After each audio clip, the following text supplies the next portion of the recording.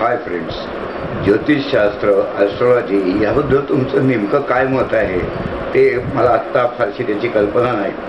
परंतु मी स्वतः गेली 42 वर्ष या शास्त्राचा अभ्यास केला आहे, संशोधन केलं आहे आणि माझ्या हाती त्यातली जी रहस्य लागली, त्याची जी गुढसूत्र लागली किंवा त्याचा जो मला अनुभव आला तो तुमच्या तरुण पिढीशी शेअर करावा अशा भावनेतून मी आज तुमच्या समोर बसलो आहे. ज्योतिषशास्त्र याचा उपयोग करून अनेकांची जीवनाला कलाटणी मिळाली आहे, अनेकांची करिअर्स उच्च दर्जाची झाली आहेत हे मी स्वतः पाहत आलो आहे. सुरुवातीला मलाही असं वाटायचं की ज्योतिषशास्त्रामुळे खरंच इतके बदल आयुष्यात होऊ शकतात का, परंतु प्रत्यक्ष अनुभव घेऊन मगच त्यावर काहीतरी कन्क्लुजन काढावं अशा उद्देशाने मी त्या शास्त्राचा अभ्यास सुरू केला.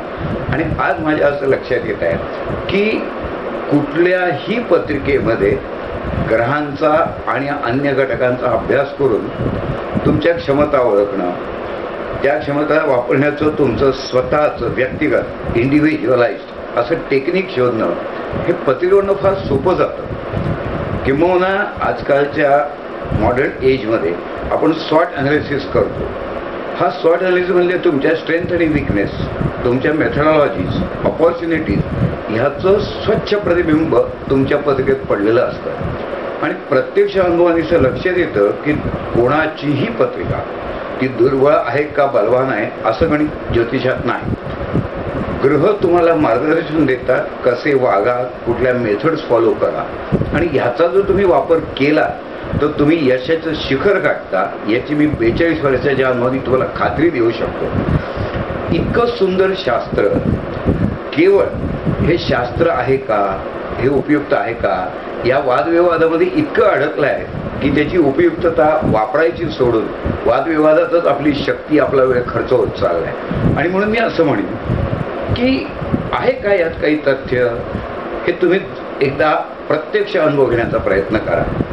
आता ज्या तर्कनिष्ठ विचाराच्या माणसाला ह्या शास्त्राने 42 वर्ष आपल्याशी जखडून ठेवलं ते किमान अभ्यास करण्याच्या पात्रतेचं असेल तर जीवनातल्या महत्त्वाच्या निर्णयांच्या वेळेला त्याचं मार्गदर्शन उपयुक्त ठरत असेल ही शक्यता थोडीशी गृहीत धरून तुम्ही त्याचा अभ्यास चालू करा. कारण experimentation is the base of any scientific process.